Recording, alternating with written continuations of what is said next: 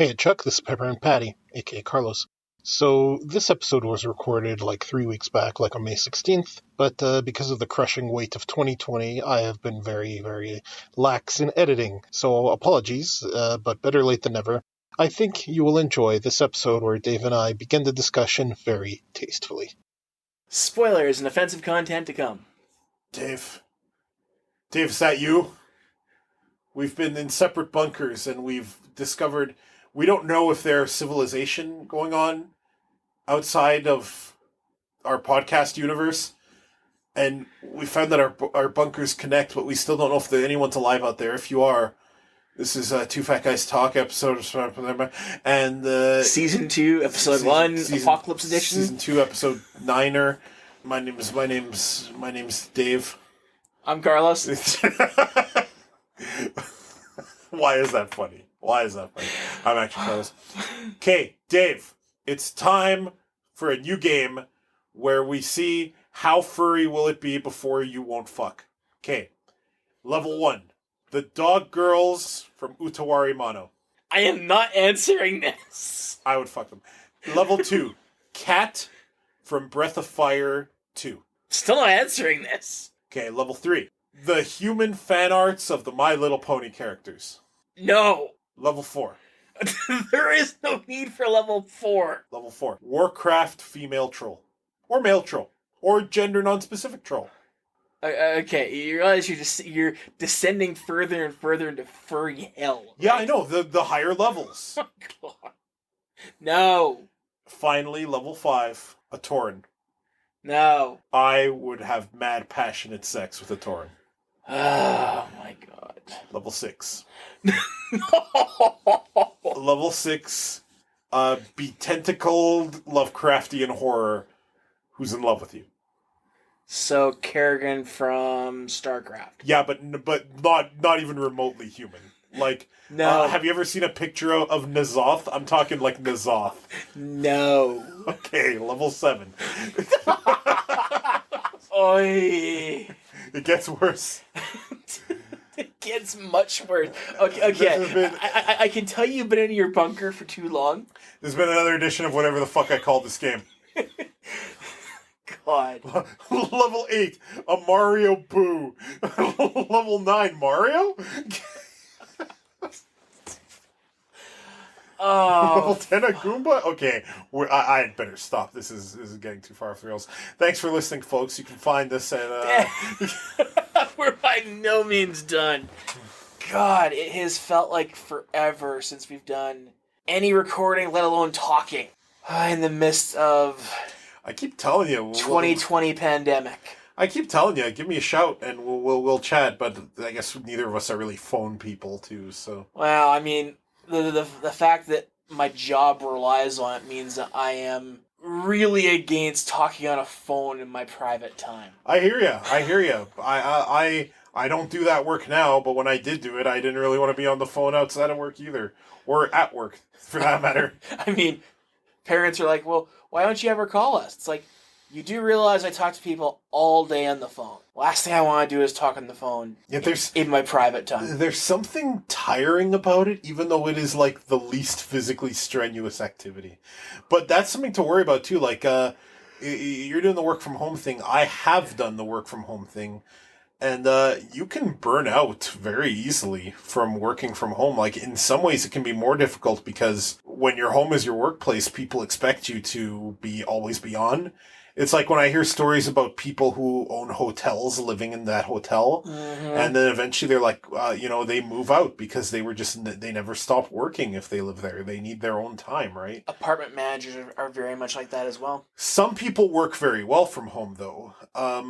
We talked about it when we had Kiki and Po on last time. Kiki's taken to working from home very well, so...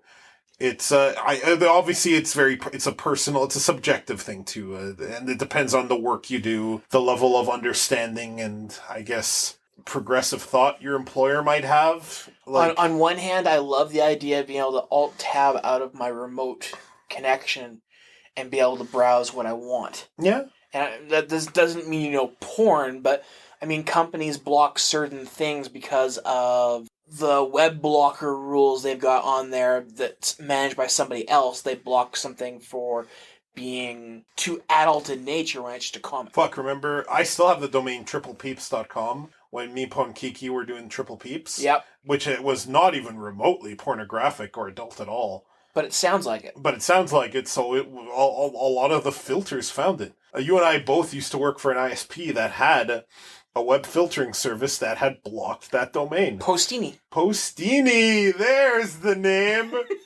Oh, setting up Postini web filters for people with children. God awful. Jesus fucking Christ. I can think of literally any other thing I'd want to redo in my life other than do a Postini setup for someone. You're surprised I remember it? I still remember the DNS servers that ISP used. Oh my goodness. 192.168.130.34 and 192.168.131.5. Oh my goodness. I don't think those are active anymore. No, they're not. They wouldn't be. No. Postini long ago got bought out by somebody else and now uses intelligent systems. The company we used to work for basically no longer exists, so... True. It's fine us putting it out there. Not sure who's using those IPs right now.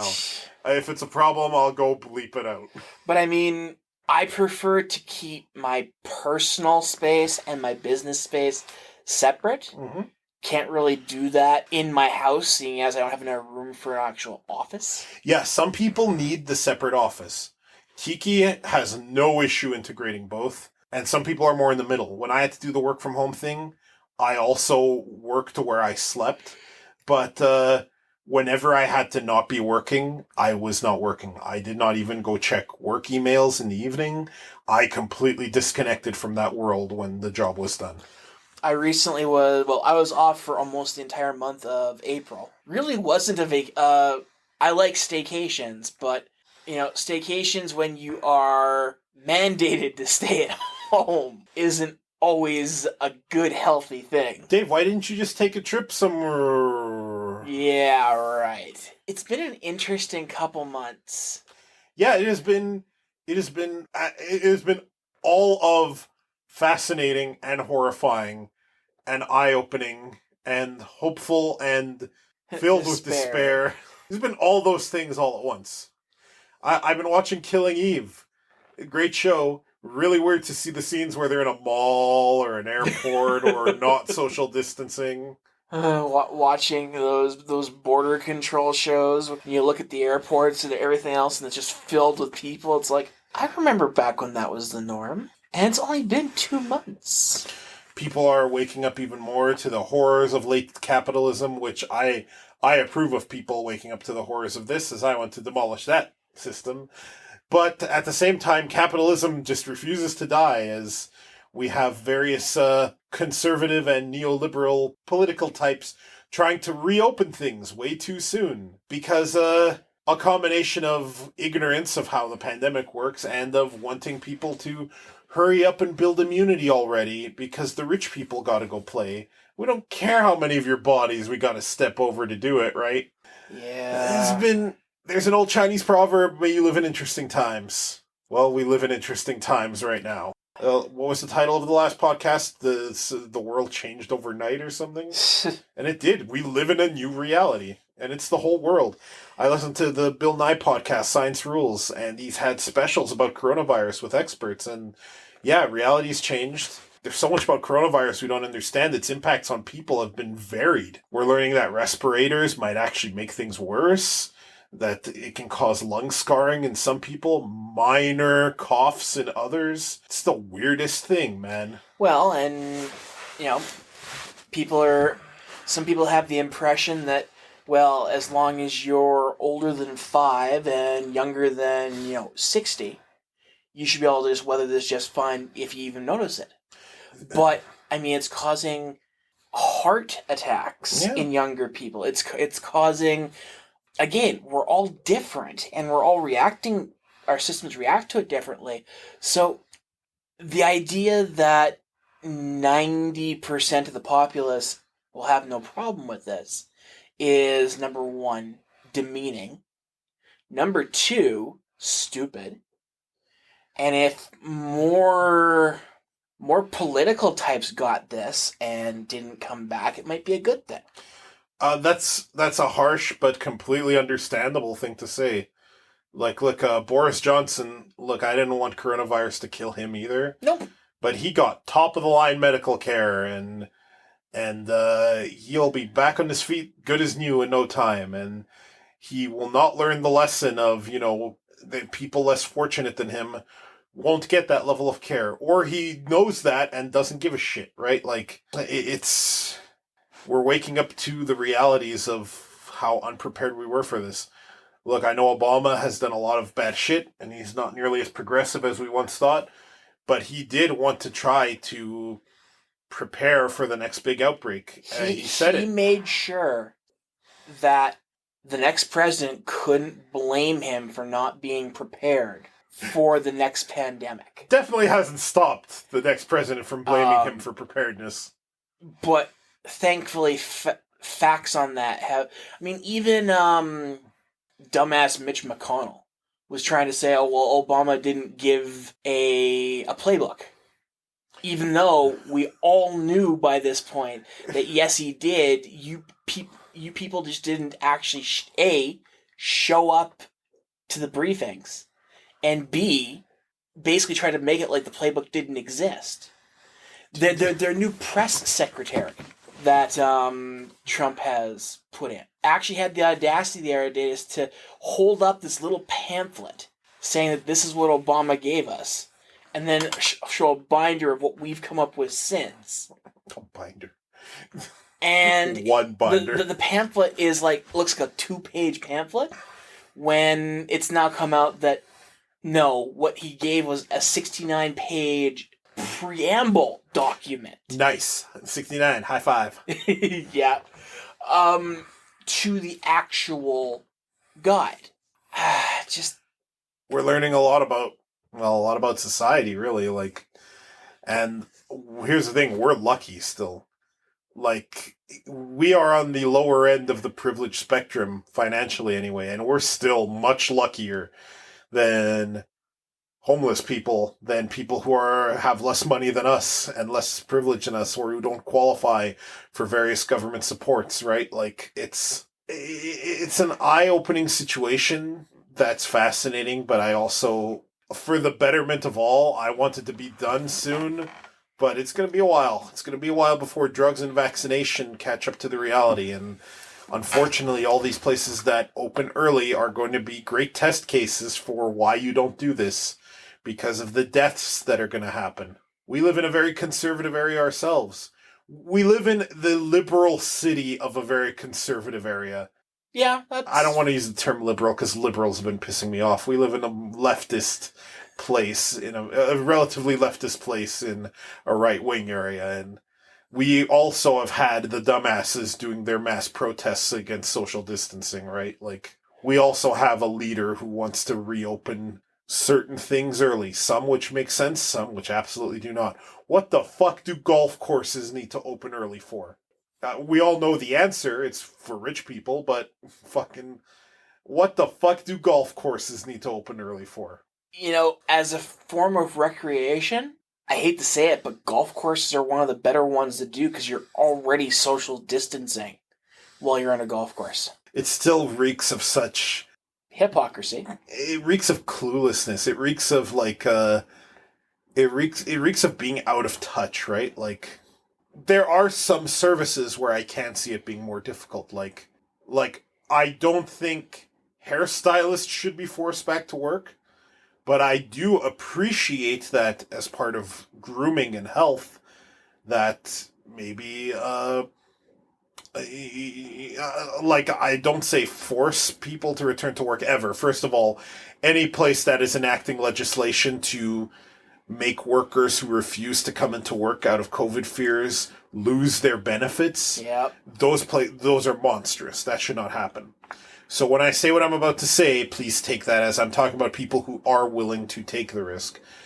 If there are, people who do haircuts and certain kinds of grooming and styling that can lead to a better quality of life for people who rely on that for their quality of life, I kind of see that. I think that should be okay, assuming everyone knows the risks involved. Like, I'm talking about cases where not having this is a significant detractor. Not first world problem detractor, but like a you are unhappy detractor. Like, you could live with bed bugs. You could live with bed bugs. Bed bugs aren't going to kill you. But I think I would be really fucking depressed if I had to, right? So I kind of want the bed bugs to get killed.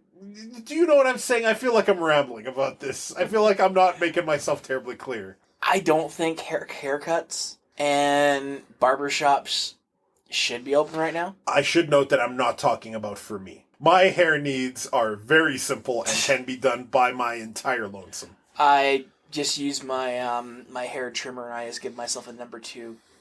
Yeah, and I'm close to doing the same. I'm not talking about for me.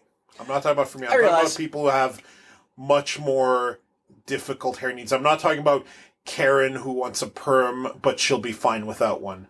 I'm talking about people whose, again, their quality of life would take a significant hit if certain hair care services were not rendered. I can't think of any of those that would do that though. Like, I don't. I guess from my perspective, I don't understand a situation where that would be necessary other than from a Karen perspective. Fill me in. Like what sort of person would have those specialized hair needs or hair services that would affect their quality of life? I can't think of a single one. Do you remember that short cartoon about hair? That little black girl who, her dad is trying to do her hair right because her mom's always busy at work. Yes. I mean more shit like that.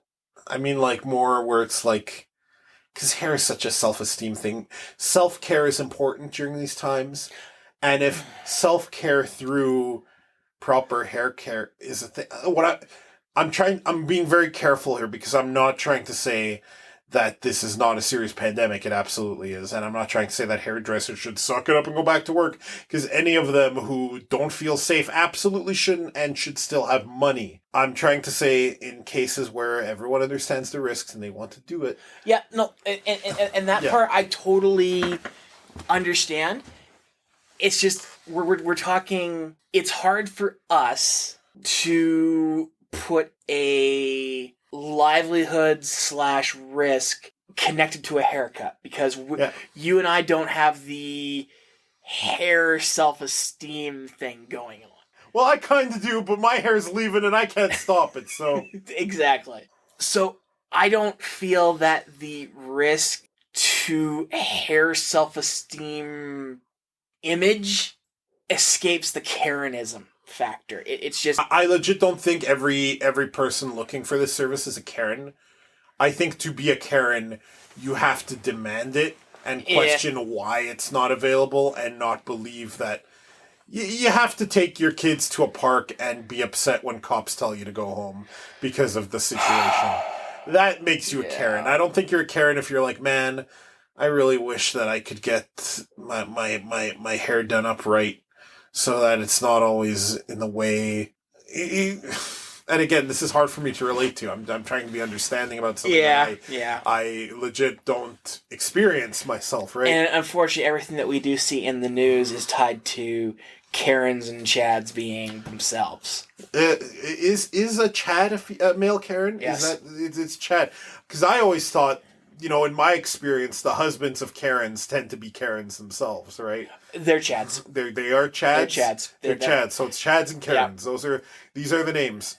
Now, Dave, I don't think you should be using the term Karen because, as we all know, it's worse than the N-word. I knew you were going to go there the moment that Karen came up. It's Now, hang on. Let's give this the benefit of the doubt. What if Chad wasn't the male version, but it was David or Carlos? Would we mind? I'll go first. No, I wouldn't give a shit. How about you? Not at all. Okay, there we go. I do know a Chad. I should ask him.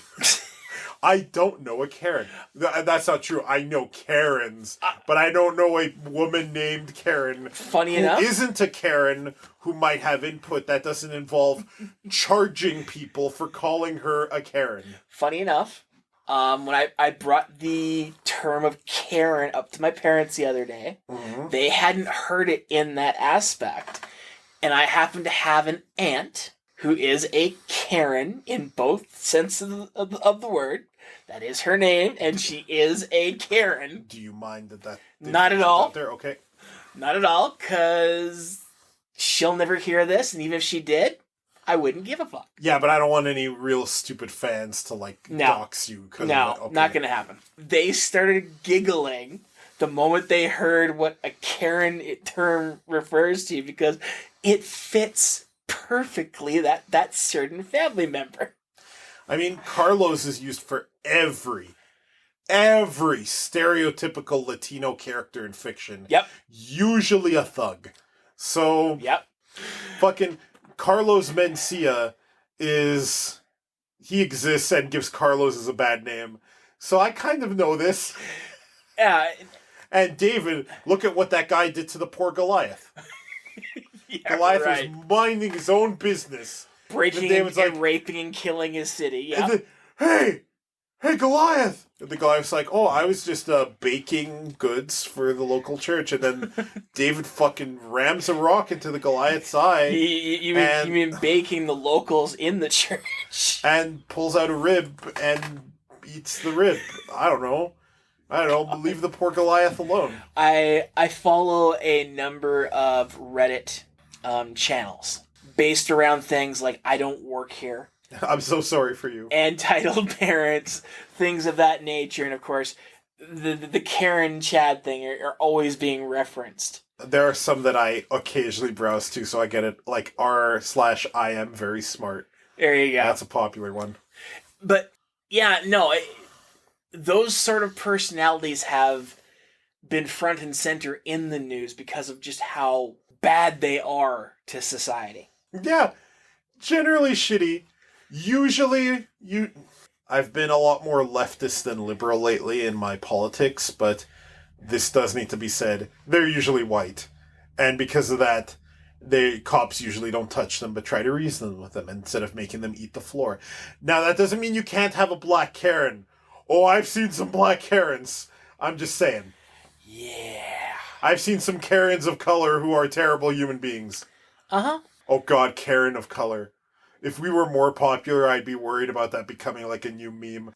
Is Oprah a Karen of color? I would say Oprah's not evil enough to qualify for that. I would agree with that. She is kind of evil, but not evil enough. She's a capitalist, consumerist Karen, but she's not the I want to talk to your manager because you didn't jump. Should we call her lawful neutral? I don't know. I think she's more chaotic neutral, to be honest. Is she chaotic? I think she can be.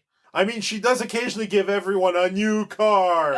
Everyone gets a new car. It's not just that. It's she pushes things on her show that instantly become popular for all the wrong reasons. Like Dr. Phil. Oh, fuck. Now let's talk about neutral evil television personality, Dr. Phil. Let's not. Neutral evil. Number one, neutral evil is not what he is. You don't think he's neutral evil? No, I don't. Because neutral evil is arguably the most evil.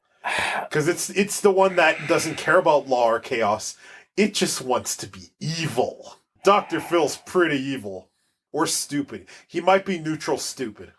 I think I prefer that one. Okay. Because all of those TV doctor don't really know medicine.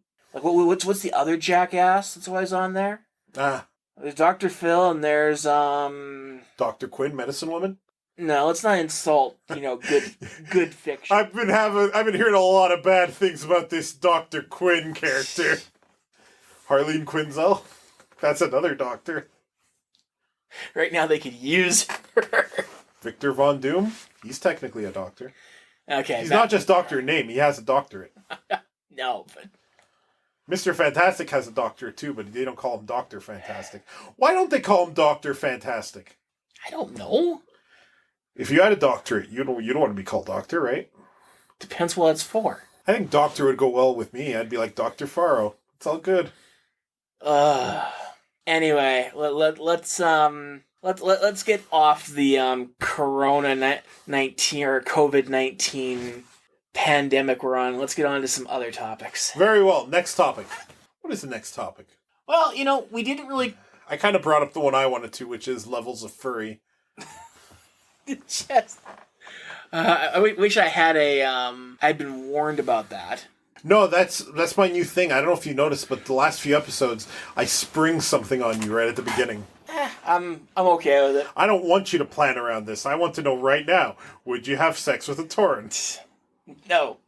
Well, I mean, because of this, there's not all that much going on, especially in gaming right now. The big thing is that, games are being pushed back, anime is being pushed back, and being delayed. There's lots of questions around the PlayStation 5 and the new Xbox console. There are things I want to talk about when it comes to the PS5 and the Xbox. Okay. So, as you may have seen, Unreal Engine 5 has been announced here recently. I heard about this. And I gotta say, the footage they're showing looks neat. I look forward to, in 10 years, whatever new Guilty Gear game that comes out when Unreal Engine 10 is out, them using Unreal Engine 5 and looking way better anyway. That's probably going to happen, yes. I've got one big problem with how Unreal Engine 5 is being pushed right now. Go ahead. Well, supposedly the footage we were shown was being done on a PlayStation 5. Yeah, huh? Using their new SSD technology, which Sony says is going to be way ahead of current PC technology. Mm-hmm. Which it won't be. Which it won't be. Well, I'm not PC Master Race guy either, but Sony's wrong about this. Okay. I dip into that a little bit. I know. You are PC Master Race adjacent. Even though I have So am I, let's be honest. Even though... We build machines, of course we are. We do, but then again, we're also not exactly console haters. We own different consoles. I own actually all three of the current. Yeah, you own more consoles than I do, and you're more of the PC guy. And that's just it. I go where the games are. If there's a game on Xbox that I want, I'll get an Xbox. Just like there were games on the Switch I wanted, I bought a Switch. The PlayStation 4 is probably my main console. I guess right now, with all the speculation on specs, price points, everything else for the new systems, I don't like when even PC developers go this route, where they're like, PC Master Race is fun to reference every now and then, but I hate the idea of it. Because we all have the strengths and weaknesses to all of our systems. A PC is very expensive for a gamer. Does it mean we get better graphics because of that? In a lot of cases, yes. We get features and graphics and mods and everything else the consoles can't pull off. Well, the consoles don't pull off. I'm quick to correct there because there could be an environment where user mods do exist on console, or even really high-end stuff that's probably sold at a loss, but they just don't yet. It's within the realm of possibility. It just doesn't happen for a variety of reasons. It is, but no matter what a console does, It's kind of like when PC Gamer Magazine says consoles don't have MMOs, which is not only objectively wrong, but even if it was correct, it doesn't mean a console couldn't have one.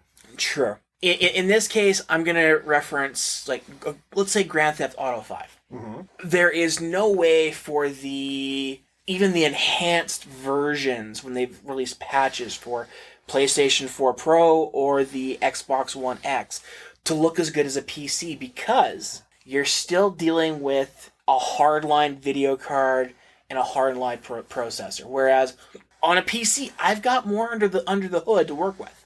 Period. There is something interesting that happens, though, and that's as a console ages, devs do more with the less pull specs. off more miracles with the hardware. Absolutely. That's right. And arguably, there is nothing stopping any of them from pulling off those same miracles on the PC side of things with less specs. But that tends to happen more in the console space because of it. Correct. And the reason why I'm going Grand Theft Auto 5 here is, as PC modders do, there have been, like, photorealistic mods done to Grand Theft Auto that have made the base game look pale in comparison. You can't do that on consoles. So to hear the current almost anti-PC rhetoric around the Unreal Engine 5 launch and Sony, saying, well, we've already got better PC than PC spec hard drives. Can Sony have gone and decided to make their own SSDs? Sure.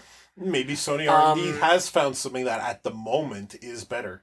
Now, do I believe that Sony has redeveloped an SSD that's better than my M2 drive right on my motherboard? I'm going to go out on a limb and say no. I'm doing a bunch of laptop upgrades soon, including an M2 drive. So that has nothing to do with what we're talking about. Well, no, actually... No, it does. It does. Because I'm PC adjacent. I'm going to literally bust open a laptop and do something that I'm actually kind of afraid to do, that I'm going to be watching tons of videos and looking at schematics before I try it. One thing that they've shown a number of times now is these almost cartridge-like SSDs. Yeah. Now, this worries me for one very big thing when it comes to Sony. What's Sony known for? Proprietary technology. Proprietary? Nice. Proprietary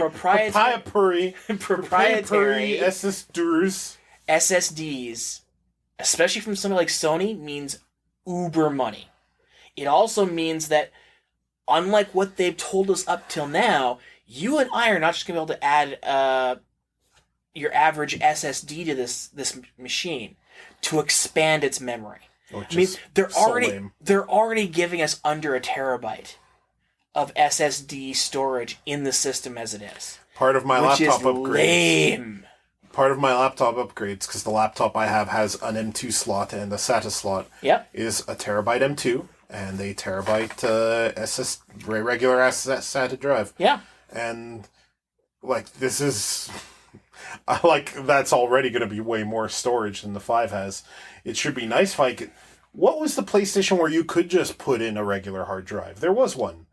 It was the 3 or the 4. It was the 4. Yeah. So I hope Sony doesn't do the proprietary thing. See, if they want to go proprietary for the main operating system drive, fine. But the SSD I can add had better be a fucking SATA port. There's so many ways to expand things. My heart sank when I saw that my laptop didn't have a Thunderbolt port. Because I was... A Thunderbolt port is a quick and easy way to give yourself a new graphics card on a system that won't support one. Okay. See, I didn't...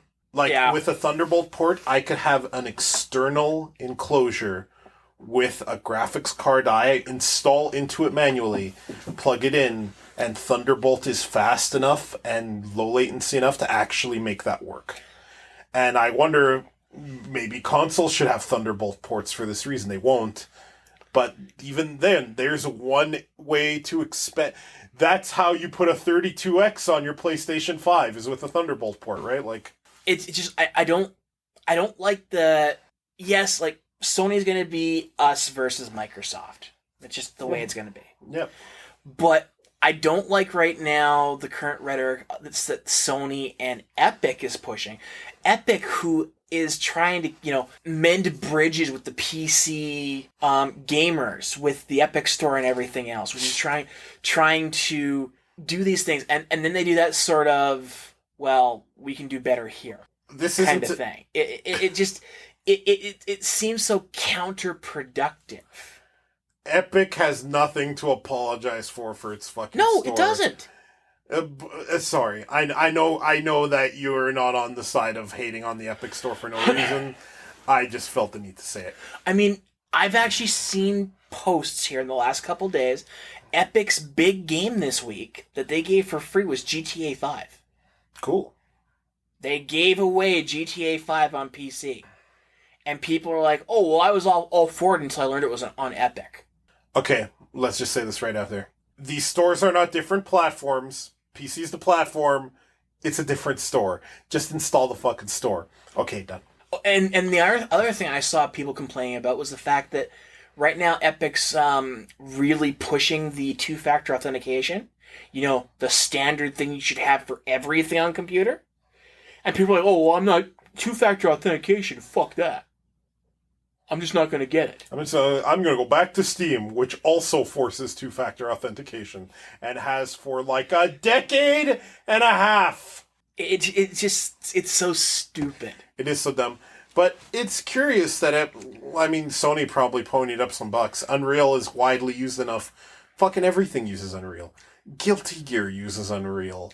Movies use Unreal. Now, the other thing I thought was rather impressive that Epic mentioned is anybody can use the Epic or the Unreal 5 engine. Indies can use it, no problem. Yeah, you can go download it.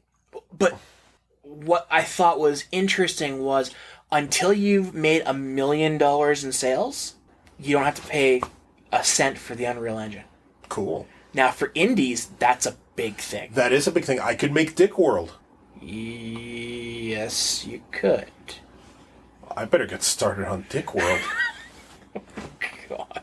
Just make sure it's not an asset flip. It's pretty good. I like that one. That was a good one. It was a good pun.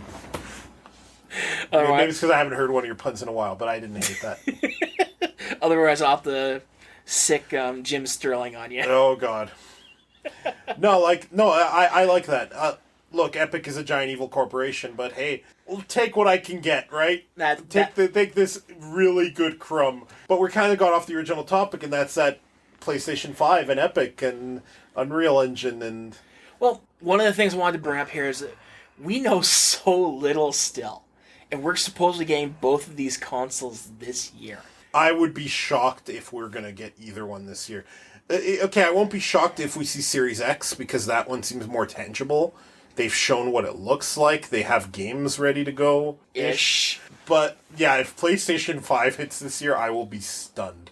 I can see them trying to push out the door. They've already said that the first year of the PS5 is going to have a low amount of stock. Now, part of that is Sony's usual making a low amount for the first year to try and make sure everything is sold. The other part is maybe the price is going to be higher than we accept.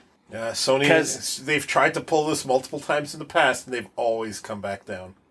They have, but Microsoft, and this has been talked to on a number of websites, is Microsoft is waiting for Sony to say what their price is first. Because they don't want what happened last time to happen again. Where they got undercut? Where they announced their price, and Sony was just like, yeah, fuck you, we're pricing it under you. But there's a way to win that war. There were so many reasons why Sony completely anally raped Microsoft this last console cycle. There is a way for Microsoft to one-up them at this game without waiting, and that's to price it so low that Sony wouldn't want to go as low as that. Make it cheaper than a Switch and watch what happens. Could you imagine if a Series X was cheaper than a Switch? Well, that would definitely hurt Nintendo as well. It would. I don't think it would hurt Nintendo, but I think Nintendo would consider price drop, and Sony would lose its goddamn mind. They'd probably try to push a narrative that they have a higher end system with more features, and they'd lose that war. But they'd say it. The raw specs already have Microsoft pulling ahead. Mm-hmm. Which is, and again, goddamn spec wars. I hate spec wars because it does not. Microsoft had higher specs for the Xbox One, but they also did the whole multi-thing running aspect of the console. That meant that part of the processing power was always locked behind, well, I could be watching a TV show and I could be playing a game at the same time. And oh, look, I can seamlessly flip back and forth. Well, I guarantee Microsoft's not going to do that for the new system. They're going to say, or they probably learned by now, gamers don't want to necessarily flip between a TV show in the background and a game they're playing, because they want that game to be using every ounce of fucking power it's got so it can be the best game it can be. This is an insensitive comment for me to make because not everyone has the money to do this. But I'm going to say it anyway. Yeah. Just get a fucking laptop or a tablet and just have it beside you. And there you go. When I mount farm, when I'm waiting for something to spawn to try to get a mount off it, that's what I do. Yeah. Or in my case, I just use half the screen for the game and half the screen for the TV show I'm watching. Yeah, but my method means you're not wasting any of that processing power. You could have your Xbox Series X running and still have your laptop playing your Boku no Pico episodes. Yeah, and... It won't be that. Also, I don't support pedophilia at all. I only brought up Boku no Pico because I thought it would be funny. I don't even know what that is. You don't want to know what that is. Okay, good. Good. Let's leave it that way. Now, I'll admit, I'm pointing more towards the PS5. More because Sony tends to have the better library, and I don't see Microsoft changing the whole games will be both on PC and on the new system. So I don't see myself jumping on a console Xbox again. Yeah, my GTX 1050 has been serving me well for years, and it looks like it's still going to be okay for a few more years still. So... Ish, yeah. Ish. It'll be good enough. It'll be good enough. And that's just it. It powers through Doom, so whatever. That is where we have the advantage on PC. Well, not... Good. Well, no. Your video card is still good enough. It's still good enough. I wish it was upgradable somehow through the aforementioned Thunderbolt port or removable. It is a laptop. I never... I know I've been saying this for years, but I gotta build me a proper desktop again instead of just fixing other people's, which seems to be my only work with computers these days. I mean, I have the advantage right now where I'm running a 1080 Ti in my system, which means that I'm near the I'm above the baseline for VR, but when I look at upgrading my video card, really the only thing I can do that would be better would be go to a 2080 Ti. Well, I'm not spending $1,500 plus Canadian on a new video card when really I'm not going to get too much benefit of it. Yeah, I'm not going to spend money on video cards that I literally have to mount to the outside of my home so that they get the necessary cooling. Exactly.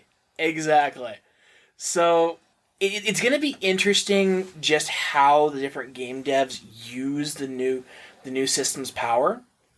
It's also going to be interesting to see how certain game devs move from the old systems into the new system. Like, I mean, think of what Square could do with the power of one of the new systems on Final Fantasy VII Remake. 7 Remake already looks great on a baseline PS4, so...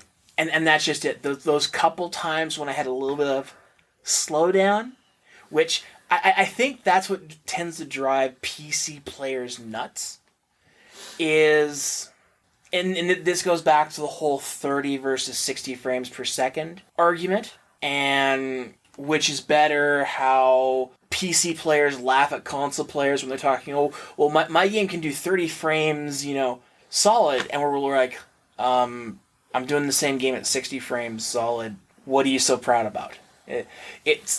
That's when you start slipping into that whole PC master race argument, and which is acceptable to certain players. Some shooters say that anything below 60 frames per second, they're not reaching its potential, or everything else. You and me aren't. Okay, so obviously the audience can't see that, but I just got a rising middle finger from Carlos. Those people doing esports, though, might have a different opinion. Oh, I got the double fingers now. We're not good enough to do the whole 30 versus 60 frames argument when it comes to an esports environment. I have gone to competitive game events, and I play a game where the frame rate isn't really applicable. So it's not irrelevant to these discussions. the whole frame rate thing is where I kind of giggle when they start talking between the Xbox / PS5 and PC. Is when they start talking about how great it is that they'll be able to do a solid 30 frames per second. As if that's some unachievable bar that nobody's been able to do before. I mean, the games I played competitively when I did were...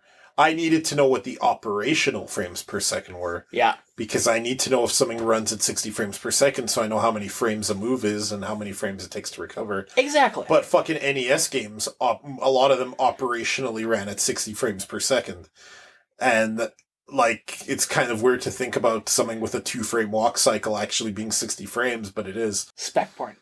Yeah, specs. It is spec porn. When someone's like, oh man, my frame rate dipped below 120. This is pure garbage. I want to rip the graphics card out of their machine, merge with it, become like a technological Akira horror, and devour them whole. Speaking of games, what have you been playing? What have I been playing? I'm glad you asked. I've been getting a lot of mileage out of those Switch Doom ports, because they keep adding new free content and whatnot. The best way to play classic Doom is through a good source port on a PC, because you can enjoy the 11 bazillion mods and whatnot, and better controls with PC and keyboard and mouse. But the Switch version's fantastic. Controls like a dream.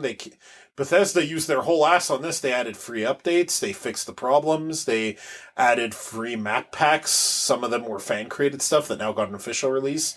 One of them is Sigil, the 2 Final Doom episodes, and some other fan stuff. The formerly Xbox-only extra levels that me and former guest of the show and current friend of the show, Ike, also played through. Yep. You remember that? No Rest for the Wicked. Been getting just a ton of mileage. It helps that that's a game when Kiki's feeling sleepy. She has me play Doom because Doom makes her sleepy. For some reason, gunshots and violence puts her right to sleep. It's weird because we have 2 dogs and they also get sleepy when that happens. It's actually a little alarming. My old mainstay of Tetris 99 is still being played. I usually do the dailies on that. Been playing quite a bit of WoW still, just for funsies, mount farming, doing old reps. Some current content, like the new 8.3 invasions and visions, and I'm always a sucker for solo content in MMOs, so the horrific visions have been a lot of fun. I've been working through those and getting the permanent upgrades to make myself better at them. So that's been a lot of fun. I've been holding off playing Doom 2016 and Eternal and my other Steam library stuff because I want to do those aforementioned upgrades and make sure it all runs. And I also need to fix a Steam problem that I can't seem to fix, where Steam thinks I have no hard drive room. And I don't want to make a second Steam library just yet to fix that problem. I've tried everything under the sun to fix this issue, and it doesn't fix, and I can't fucking install anything. Lovely. So that's a lot of fun there. Oh, and Final Fantasy VII Remake has been being played. I'm still working through it because that's a game I play when Kiki's watching it. So that's not always the case. Sometimes she's playing FF14 or PSO2, so I recently encountered Don Corneo, who is voiced by Mark Hamill, and it's still unfortunate that he voiced Don Corneo before Kefka, but here we are. He basically sounds like horny Joker. That's fine. Like you can hear the Mark Hamill and Don Corneo's voice immediately. And the fact that George Newbern voices Sephiroth means that we have a weird George Newbern Mark Hamill reunion since Justice League and Justice League Unlimited. Yeah. But yeah, FF7 Remake has been great. A lot more challenging than the original game, but a ton of fun. It's kind of a Japanese take on the BioWare combat system where things are real time, but you can pause to issue actions, although those have a cost. I think people who like stuff like Baldur's Gate or Knights of the Old Republic would actually transition to this battle system really well. Or Kingdom Hearts. This is less Kingdom Hearts than it is FF15 mixed with Baldur's Gate. Kingdom Hearts is much more real-time than this. This has there's a lot more stats going on in this that determine your dodging and your hitting, as opposed to Kingdom Hearts where you actually have to land your attacks. And you won't land an attack and then see it say miss, for example, or see it say zero. Okay. Kingdom Hearts is much more real-time action. This is something in between that and... Well, you're right on the Final Fantasy 15. Though you can still do some boss-ass combos with Tifa. Actually, she's my favorite character to control. Yeah, she's a blast. I like switching between all of them. I'm a constant switcher. I'll open up with Cloud. When he gets an ATB charge, I do a thing and I immediately switch to someone else. Do a thing, switch to someone else. Everyone's fun to play. Even Aerith, who I thought was not going to be fun, is a fucking blast. So So far, I've played a certain portion of the game and I stopped. Yeah. Mainly because I haven't been really on my PlayStation 5 here recently. PlayStation 4, not 5. Got that in the brain.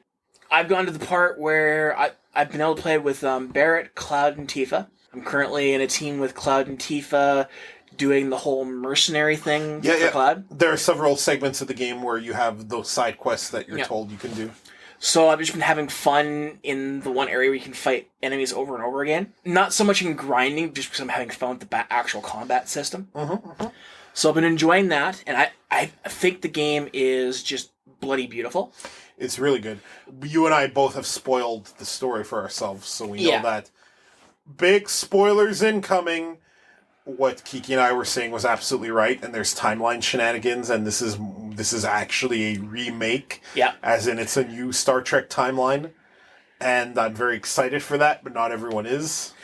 And I've had discussions with my roommate on this one, and I think anybody who didn't realize ahead of time that this was going to have changes like this was kind of missing the point when they called it Final Fantasy VII Remake. It's kind of a sequel, because anytime there's a lot of interactions with Aerith and with Sephiroth where it's very clear that they're remembering something. Like, recently, this is a minor spoiler for you, but you're going to see it and you already know what this leads to. I'm in the part of the game where after I met Don Corneo, we learned about the plate that's going to be dropped. Yep. And we're trying to go stop it. And Tifa is trying to say, Don Corneo can't be telling the truth. Shinra's not that crazy. And Aerith is kind of solemnly saying, yeah, sure. And that's not the first time Aerith has clearly said something to hint that she's at least partially aware of the fact that this is take two. Well, and I love... Now, obviously, we knew we were going to get more details in the game. Lots of detail. And I don't know about you, but after blowing up the first Mako plant, playing as Cloud, I actually felt really bad. Like, Square upped its game in that in the original game, you didn't feel too much about blowing that reactor. You saw a couple things that were ramifications and everything else, but I mean, in the original game, you believed you blew the reactor. In this game, you didn't. Didn't they always hint that Shinra was making it worse than it is? Hinted, but we never got we never got the storyline that your bomb was insufficient to have done anything, and Shinra just blew up their own reactor like that. I mean, that was different. That there was no. I thought we had that, because isn't the thing that the Shinra management is crazy, and the reason they're willing to do shit like drop a plate of Midgar and kill everyone on and under it is because of the whole Promised Land bullshit?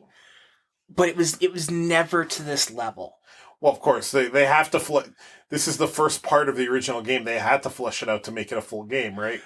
And I grant that, but at this point in the game, you didn't have this level of malevolence in Shinra at this point.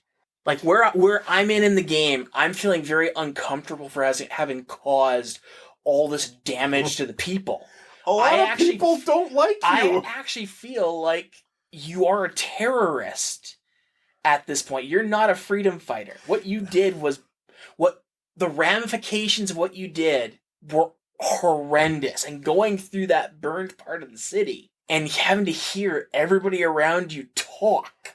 I mean, just having text pop up wouldn't do it. Hearing the voices and everything else of the people you've hurt, yeah, I felt really bad. Even knowing that in the grand scheme of things, you're doing the right thing for the planet and everything else.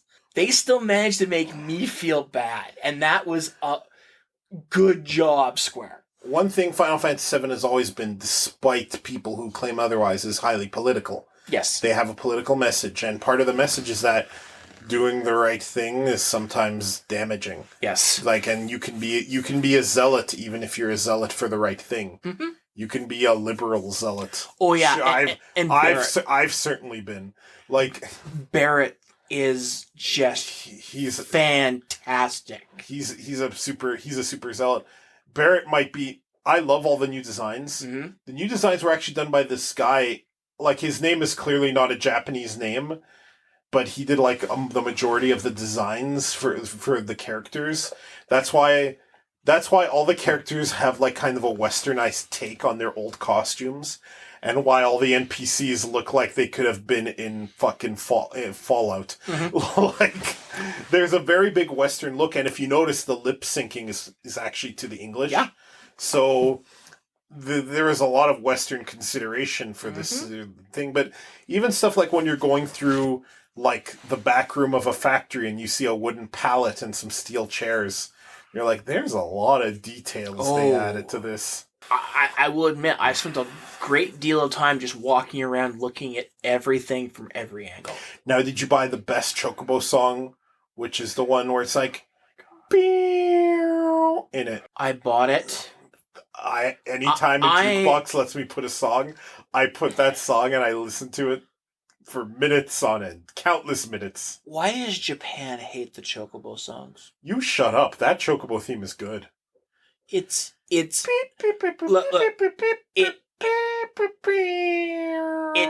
best Chocobo song they've done in 4 or 5 games, yes. But I honestly think Square hates its Chocobo song because they find new ways to completely bastardize it. This is the best version they've had since like 9 or 10. It's still I'm a fan of 6s. It's my personal favorite, but 6 is my personal favorite for a lot of things. My personal most hated version is 13's. Yeah, I heard that one. It's bad. It's annoying. It was trying to be something different. And 13 was trying to be. I'll give this to 13. I'm not a fan of 13, but I'll give them this. They were trying. There was a certain level of ambition that I appreciate. It didn't go right. No, but it was there. It was there. I appreciate ambition, even if it doesn't always work out. But yeah, no, 7 I am enjoying. I'm just taking it very, very slow because I feel no imminent rush to get to anywhere near the end. Mm-hmm. So that's the games I've been playing. What about you? You play 7. Played 7 a little bit. I put a great deal of hours into PSO2. I should also mention I've been replaying Breath of Fire, and I'll be playing Breath of Fire 2 when I'm done that. Kind of doing a little Breath of Fire retrospective for myself. That's going back into the old days. It's also going to take me 8 million years, but yeah, go on. So PSO2 on Xbox One. Yahoo! I put a whole bunch of hours into that. I'm about level 69? 66. Yeah, no, not 69. Shit. And then I outright stopped. We'll get to that soon. Why? I log into Final Fantasy 14 every now and then to keep my house still on its plot at the partial annoyance to Keeks. Because whenever I do that, I take a picture and I put it into our group chat. Yeah, because you apparently got some primo real estate. I've never pursued a house in 14, and I never will. My character sleeps in a hammock connected between others' houses. My character. So that's where the hobo hammock came on my house. My character only came to fight. My character's like, "Yay, Empire!" and someone would be like, "The Empire's bad." Fuck the Empire! That's my character. Pretty much. Still playing through Doom Eternal. Mm-hmm. Again, taking my good sweet time getting to the end of that, because I rushed through Doom 2016 in about a day and a half. And I regret rushing. They added more levels to Doom 64, an extra episode of 8 levels that even further tie it into Doom 2016 than it already was. That's just history now. It's the game that links both. It is the same. It's the same Flynn guy. So other than that, as I mentioned earlier in the podcast, I had about a month off, and because of the pandemic, I couldn't really go anywhere. So to keep myself sane, I jumped into any multiplayer game I could. So I played through Borderlands 3 again with a friend, including the new expansion, which was fantastic because it had two of my favorite characters who are both gay getting married on a Cthulhu world. So not Tiny Tina. She's bi. I thought you were going to say she's dead, and I'd be like, oh dear. No, if they ever kill her off, I think the fan base would probably show up and rip their heads off. Man, why can't I have a vacation on a Cthulhu world? It was hilarious. The one got possessed by a Cthulhu demon kind of thing, and we were trying to keep them from dying so they could still get married, and it was a great expansion. And then when that was done, we're like, well, what are we going to do now? And Fallout 76 Wastelanders expansion / redo had launched. So we're like, fuck it, we got the time, let's do this. And gotta say, it's still a Bethesda game. Still very much, it's more of a Fallout game now than it was. So that's a positive kind of. And no, we've been enjoying the new stuff in the game. Still pointing out all the things that keep on breaking. Like, for example, everybody can have their own little base that they can drop wherever they want in the world. And you can do display cases for weapons and shit to show off stuff. Or you can do a vending machine to sell to people stuff. Well, multiple weekends in a row, on the Friday morning, they turn all those off because dupe bugs keep on popping up. My old roommate had his base and he logged in yesterday and nothing's showing in his display cases. So of course he thinks that the game is bugged and logs out, logs back in, same thing. It's just things that happen. Like you'll be in the world and all of a sudden you'll notice that a computer is just hovering in midair. So the first thing he asked me is like, Dave, am I standing in a table right now? And I'll look over at him, and sure enough, he's walking through a table. It just things we've gotten used to being Bethesda. We've gotten used to the fact that they used to be able to port Fallout 4 assets wholesale into the game, including entire airships into an MMO, which is the equivalent of me being able to spawn Nox Ramus in Stormwind. Pretty much. With a / command. I mean, it's better. We're having fun, which is what matters. It's what matters. If I'm playing WoW, and you can, that is judgment worthy, right, in and of itself. So I'm not going to judge you for your weird obsession going back to Fallout 76 all the time. If I hadn't had Fallout 76 to play with somebody throughout the month of April, I may have gone mad. Because single-player games were just not doing it for me. I needed some level of interaction with people, and seeing as we couldn't do it in person for a long time, that was just the necessary thing I needed. Still playing it, though. Still having fun. They are introducing a new challenges system. Kind of like those season things that different games do, where you do different challenges to unlock cosmetics and crap. Yeah! Now, the reason why I bring this up is that shit is the actual reason why I stopped playing PSO2. We were talking about we were talking about this briefly earlier. So let's talk about dailies, season challenges, and the point that you reach in a game where you feel like the daily grind and the necessity of logging in daily into a character or a game kills your enthusiasm for the game. Sure.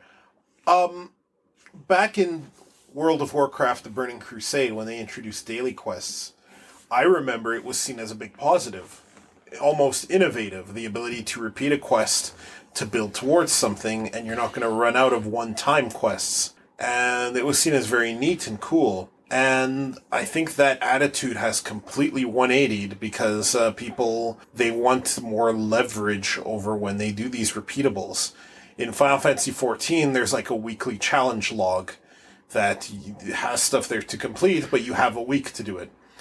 I'm of the opinion that in WoW and in PSO2 and even in Tetris 99, which has dailies that I play every day, but they should take these quests, make them roughly 7 times longer, have them reward maybe 7 times the reward, and give you a whole week to do it. If you feel like doing it all in one day, you can hammer it out in one day. If you don't feel like playing it, you don't. I am of the opinion that games should let you take a break from them, even if they're MMOs designed to be played often. I think it's actually very predatory for games not to do this. I think games like WoW that have time-limited exclusives, like the Mage Tower skins, like the Werebear skin I was telling you about earlier, or how Fortnite or Hearthstone have rewards you can earn that month and then never again. I think those are actually predatory. I think those are just as predatory as loot boxes. And I think dailies are getting there too. I legit think this needs to be legislated against. Things need to go to a weekly model, because if it's weekly, even if it's longer, that gives you infinitely more flexibility.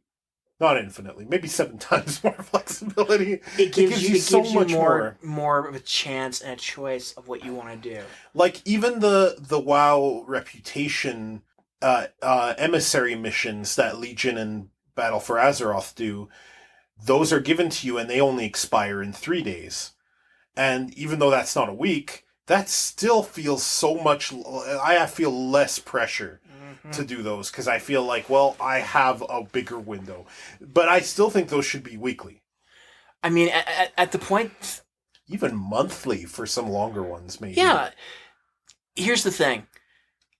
How is it that a lame gacha game can actually have more opportunities to get old stuff than WoW? It's so silly. Yes, an event may happen once a year, and maybe you didn't get all your... In the case of gacha games, they usually have, like, you get one part of a character, you can get them to a certain level, and then you need multiple more chunks of that character to unlock the last levels, kind of thing. Mm-hmm. So maybe you don't get all 6 pieces of your character this year, but next year, that event will come back around, or they'll have another opportunity. So that character is not a one-time thing. Kind of like the Violet Proto Drake thing. Exactly. Wow. Which I'm finally working towards this year. I had it 60% done over the course of my WoW career. Yep. And I decided this year I'm finally going to join Dave on the Pink Dragon. Fair enough. Pink Dragon High Horse. But where PSO 2 got me is they have, okay, you have a daily login bonus. Then you have a 30-day thing. That doesn't go away. It isn't an actual monthly thing. It's just to go through the entire thing, you have to log in 30 times. Then they have a 30-day unlock season kind of thing. And within this, there is the top row is... As you do challenges, you gain points, and you unlock the top row. Think Fortnite. Fortnite has you're a free player, or you're paying for the season to unlock stuff. Well, the golden bar, the bottom stuff for this season 30-day thing, are all the cool cosmetic unlocks. Now, they actually gave me, as part of a quest, the ability to unlock that golden one for 30 days for a season thing. Well, all of a sudden now I've got to log in every day, do my challenges, do the weekly challenges, work on the monthly challenge to unlock every single golden block among that season pass. At a certain point, you burn out. It feels like work. Because my character I got to, again, in my high 60s, all of a sudden, my daily challenges were all hard challenges. And logging in on my Lobby character didn't change that. It's like, oh, no, you've got a high-level end character. You play that character for your challenges, because your Lobby, yeah, that'll work towards the weekly and monthly stuff, but your dailies, get on your fucking big character. It's stupid, because even when it's not a challenge... Just the time investment feels like a chore. And that's just it, is 4 of the 5 daily challenges I could literally do in 2 minutes. But that last one to actually do the full daily required me to do it on the hardest difficulty, go into a stage, and actually beat the entire stage. Well, my character's not good enough. And I mean, I've used the in-game auction house and I bought weapons way above my standing, if you will. And it just... I no longer look forward to doing levels. Because I was having to do that if I wanted to succeed in the least amount of time, I had to do the first stage and go after that boss. Because if I tried to go after the second, third, fourth levels, I could do the levels, but the bosses would end up killing me, and that was a waste of half an hour. And there were better things to do with my half an hour. Yeah. It killed it, and it's unfortunate because I'm enjoying the mechanics. I'm enjoying my character. Hell, I've even gone to the point in the game where I'm enjoying the story. And trust me, that first fucking... If you thought Final Fantasy XIV story was a slog to the end of the actual main game to get to the first expansion, no. PSO2's fucking first chapter, my God, that was a slog. And it's easier for us than it was for those who started playing it back in the day. Here's the fun thing. WoW stories can be a slog too. The difference is they let you just skip them and go to the current expansion stuff, and then you can go back later if you even give a shit, which is how it should be done. That's my biggest problem with FF14. Should I ever jump back into FF14, and the chances are high that I will, I am probably going to purchase that thing where that just puts me right to Shadowlands. I don't really want to work through all of Heavensward, which I'm in the middle of, and all of Stormblood, which I haven't even gotten to. And then to get to Shadowbringers and the ability to do solo dungeons, which should have been in the game since the beginning, and then WoW, and in every MMO. Well, and that's just it, is as much as I love the experiences I've had with Final Fantasy XIV story, for someone like you who is constantly hitting the skip button, there's no point. No, there's none. I just came to fight. I don't care that the queen was killed or not. Was she killed? I don't care. This is what my character is there for. My character wants to fight, and my character wants to fuck Minfilia, and my character's not going to get to fuck Minfilia, and my character has secret contempt for Minfilia, because I have contempt for Minfilia, because she's fucking useless. I know that she's, like, in Shadowbringers in an important role. That doesn't suck. But listen, until that point, useless. Nice ass, though. Holy shit. Well, at that point, she's been dead for a couple expansions. There's a hentai picture on one of the brews, which is Minfilia, and she's in Hestia's outfit from Is It Wrong to Pick Up Girls in a Dungeon? Yeah. And that ribbon that Hestia wears, she's all tangled in it and doesn't know how to get out. And it's a really hot picture. First comment, stupid bitch can't even figure out how the ribbon works. No, I mean, for me, if the storyline hadn't been as good as it was, I never would have made it through Final Fantasy XIV. I hear that the Shadowbringer story is amazing. Oh my God, is it ever? I hear that I might not skip that. I might actually sit through that. Maybe. Okay. Maybe. Well, in some cases I don't have a choice because Kiki was saying that in Dungeons you have to watch the story now, which I think... that was needed. I think that if everyone has seen it, yes, you should be able to skip it. Yes, the problem was... that's what Kiki said, and I agree. Yeah. Here's the thing. Expansion 1 for Final Fantasy XIV, the emotional high points for me in that was around the house that you're working for that got you into the area. Yeah, I know. I know. Does this have anything to do with Hildebrand? Because his is the only stuff I didn't skip. I hate you sometimes. That pompadour. Like, the houses you work for, huh?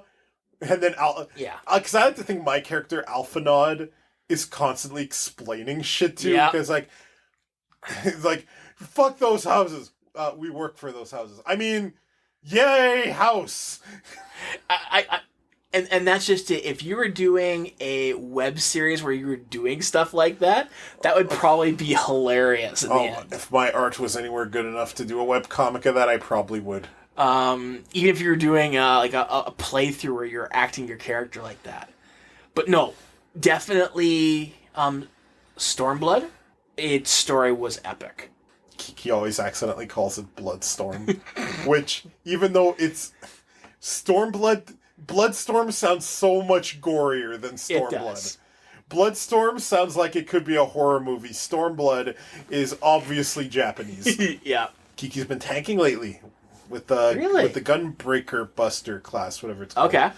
And that's been funny because I usually play tanks in MMOs because, as I explained to the married couple that we can't see for a while, that we always go play games at their houses, it doesn't make sense to me that I'm hitting something that doesn't hate me. See, so Kiki's been doing the tank thing, and I told her one of the big privileges, tank privileges, which we've been calling tonk privileges, and then eventually became tonk provolone. Okay. One of the tonk provolones is that if people are pissing you off, just leave. Because after the debuff, you'll get a Q right away.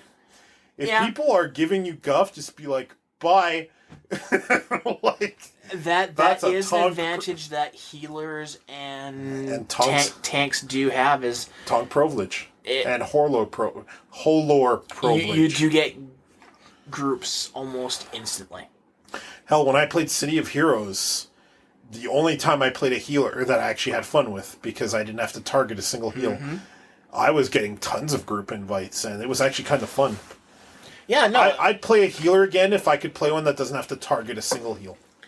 That's my requirement to be a healer. Yeah, and that's a problem.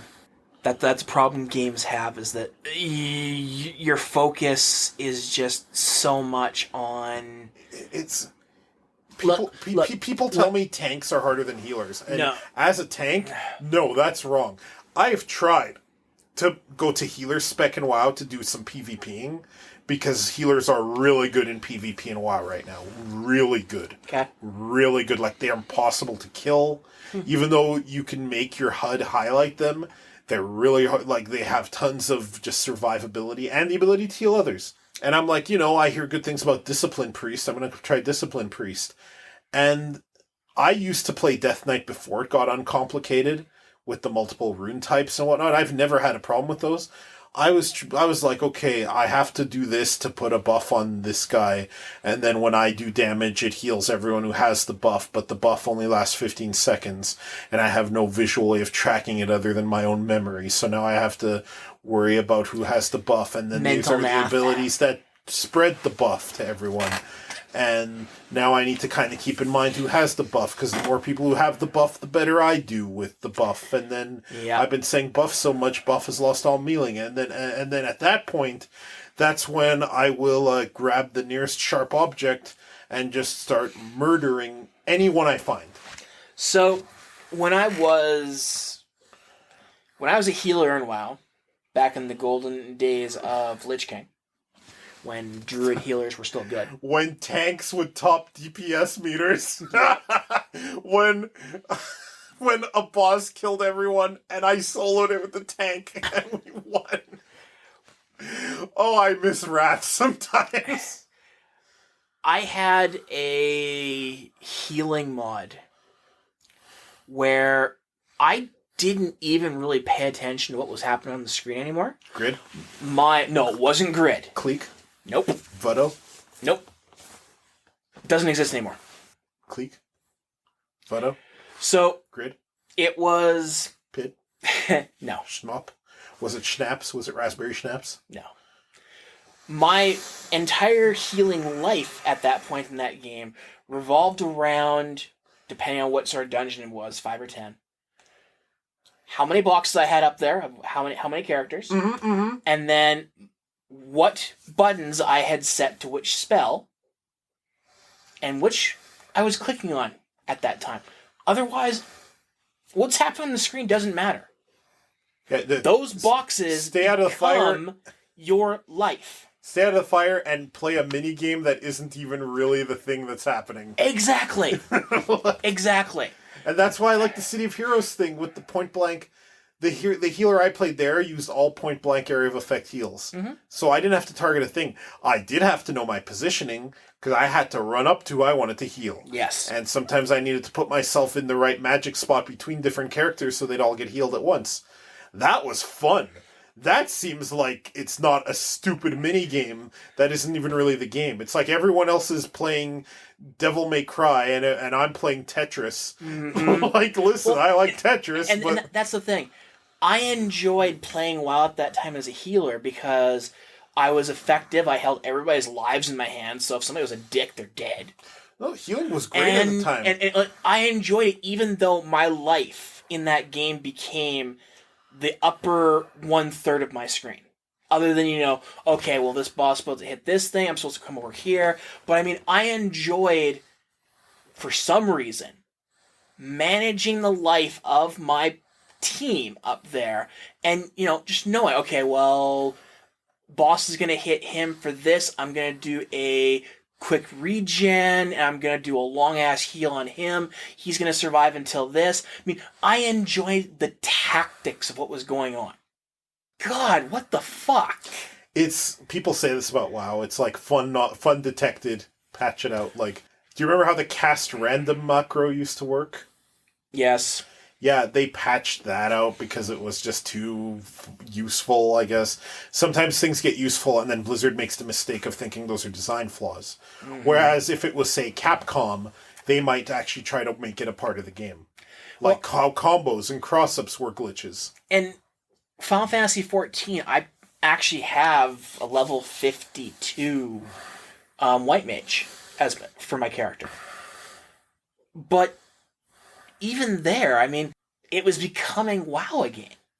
And I didn't have all the mod support that I had in WoW, so it was a lot more work to keep everybody alive. Especially in 14, where healers are expected to also DPS the shit out of the boss. Fuck. Like again, if you're a tank and you think tanks are harder than healers, you are stupid. Stupid. And as a tank, some of the dumbest players I've encountered are other tanks. And that's actually why I haven't gone above level 52 with the White Mage. You're just a DPS doing the opposite threat thing. Don't have a big head. Yeah, it's like, well, why aren't you third on the DPS scale while still healing everybody? It's like, guys, I can either use my mana to keep you alive, or you can die and we all die. Like, I would love to be putting down more DPS, because I can. Or I can keep you alive. Which one? Oh, wait. Am I a healer or am I a tank? I think it's also the number of people, because if dungeons needed, 3 tanks, 1 healer, and 1 DPS... That's different. That DPS would be, the most sought-after role. Uh-huh. DPSs would have the big heads that tanks do. But I even found my playstyle in 14 changing, because, I can't say I dabbled with White Mage. I mean, he is level 52. It's above the max level of the first main game. I was playing the Archer, the Bard. The Bard was my main for a fuck of a long time. I mean, I got into the current expansion with my Bard, and then I started to play the Ninja, or I got up to the point where I could be the Ninja. And now my Ninja's become my main because it is just... I found the Bard came down to, by rote, 1, 2, 5, 6, 1, 2, 4, 2. Mm-hmm. And I'm like, okay, that was a fun battle. Whereas with the Ninja, I'm like, okay, 1, 3. Okay, let's do AoE 2, 5, 4. I do like, in any MMO, I like when rotations vary. In WoW, Retribution Paladins and Death Knights and lately Warriors don't have such a static rotation. They really need... It's more like, what's the best thing to do right now? And do it quick. Well, and those are my most fun rotations. I don't like static rotations. I don't like the combo-heavy nature of FF14 either, but that's a different complaint. Well, and I think the biggest thing that started to bug me about that, it wasn't that it was by rote of what is the best pattern to do. It's I only had so many attack buttons unless I had one of the super ones charge up. And then I would hit that, and then I go back to doing that 2 or 3 shots. Well, with the Ninja, it's like all of a sudden I've got the button spec of a original shaman from WoW. Oh, where you there weren't enough hotbars in the game for all their totems? But they haven't done that. They've managed to do better, and they've fixed a lot of the button stuff. But even then, I still have all of these buttons at any one time I can do and have fun. So I could kick you in the nuts, slash your throat, go into one of my Majin freaking ninja things. And it doesn't have to be, ninja move 1, then ninja move 3, then ninja move 2. Now, usually in a boss battle, you'll do the debuff, and then you'll hit them with a massive hit, or you'll do the AoE. But in between, there's just all these buttons I can hit that can do neat things. And that's what I want to do. I want to be pushing buttons that are doing things, not waiting for a move to charge up where, okay, auto attack's happening for 5 seconds, now I can hit number 1. Another 5 seconds, now I'll do number 3. No, I want to go boom, boom, boom, boom, boom. Which is why back, and I know we had this discussion 50 years ago now, back when they did that first massive change where you can no longer do custom subclasses in Final Fantasy XIV. That was the reason why I liked Final Fantasy XIV's custom ones, because, yes, I'm still doing the pew-pew auto attacks and then doing stuff, but I also had, those 2 attacks I grabbed from my pug list to mix things up. I had more buttons to push, and I liked that, because it felt more exciting. I'm more of a less buttons guy. I know. But I've actually reworked my MMO mouse a bit so I can feature more, because the next WoW expansion is going to do what people are calling the unpruning. Oh. So a lot of classic abilities are coming back for all specs, not just one. Interesting. So I've kind of been already training myself to use more abilities. I still can't believe you have freaking 10 buttons along the side. Well, I don't use all of them. The mouse I use is the Logitech G600, which has 12 buttons. I only really use 6 of those because of my thumb placement, and it's just too much of a strain. It's not the old MMO mouse that you had? It has the grid on the side. Oh, okay. It's the one that double-clicked, but since that mouse only costs $40, what happens when it starts is I just buy another one. Yeah. That's just a Logitech problem. It is. No, it's. I've had SteelSeries mice do that. I had a RoCat mouse do that. They replaced that one for free, though. I've had a Corsair mouse do it. It's not just a Logitech problem. It's why don't mice have hot swappable switches problem. Hell, I have a keyboard. My lap board is the D keys switch is starting to get shitty, and it's not hot swappable. So my next keyboard, I'm going to have to find something that's hot swappable, so I can literally just pop the keycap out, pop the switch out, and put a new one in, instead of doing soldering. And guess what? As far as I know, for good mechanical keyboards, that feature does not fucking exist. There's tons. There's tons of good mechanical keyboards that are hot swappable. They just cost a little more. Even Logitech makes one. Do they? Yeah, that's not one of them that I'm looking at, but they make them. They make them, and it's really well rated. Huh. They're not really feature heavy, but I don't like feature heavy keyboards anyway. I like normal layout keyboards. My lap board has even less features than a normal keyboard, and I'm fine with it. So, fair enough. Devaniel, we have been talking for a while. Do we have more to discuss? I think that's good for a conversation. Folks, we're in the midst of pandemic. Please practice social distancing. This is a real thing. It's not a hoax. You are not invincible. And even if this doesn't hit you hard, it could hit someone hard because you chose not to. Wash your damn hands. Limit your social contact. Don't let people judge you for when you do have to go out, but think about when you do. Stay safe out there. And if you need time to kill, please visit animerave.xyz. That's the home of this podcast, Two Fat Guys Talk, and of Carl's Dave Anime Rave. And leave us a voicemail if you ever want us to answer it in a future podcast. Devaniel, give the people a nice tidbit of wholesome Dave advice for them to take home with them. Protect yourself and your families. Be safe. Oh, I was hoping for something funny like wash your balls. Wash your balls all the time. There you go. You said it. Wash your balls. they get sweaty and sticky. Tune in next time.